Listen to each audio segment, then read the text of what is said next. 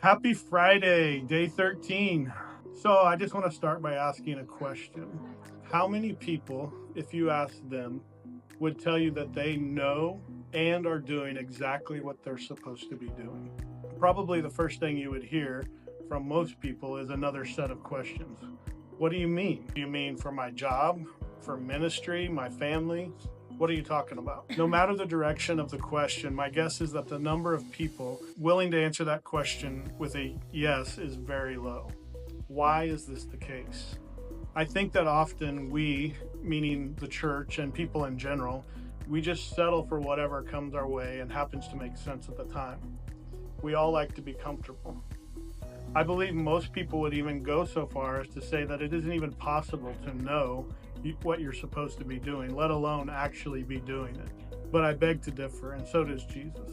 The topic of what I'm sharing about is a fisher of men, and it's mentioned in all four of the Gospels. So that's a key that says this is important, and anyone reading the Bible needs to pay attention and be aware of this. When it's mentioned in all four Gospels, there's a reason. The passage we want to look at is from Mark chapter 1, verse 17 and 18, again out of the Amplified. Jesus said to them, "Follow me as my disciples, accepting me as your master and teaching and walking the same path of life that I walk. And then I will make you fishers of men." Immediately they left their nets and followed him, becoming his disciples, believing and trusting in him and following his example. Jesus spoke 10 words to these men, and it changed everything.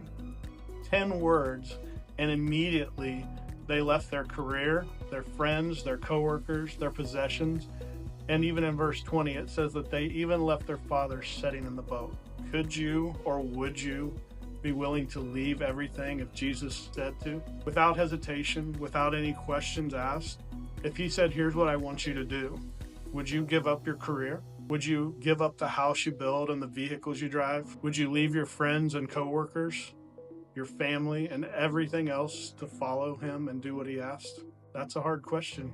Who in the world were these guys? How could they make an instant decision like that changed their whole life? This wasn't just one crazy guy that Jesus talked to. There's 4 of them listed by name in this passage that immediately left and followed him. Left their careers, their families, all of that stuff. Was that just something for that time and those guys? What are we missing? Have you ever heard the phrase, "Don't ask a question you don't want to know the answer to"? This is one of those.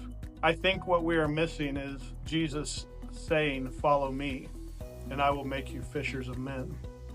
His call hasn't changed, and I believe that he's still proclaiming that today, to those who have ears to hear anyway. Today, for such a time as this, Jesus is calling for us to follow him and to be fishers of men, to bring people into his kingdom. Will you answer his call? Thank you for taking the time to watch and hear my devotions. We're all one day closer.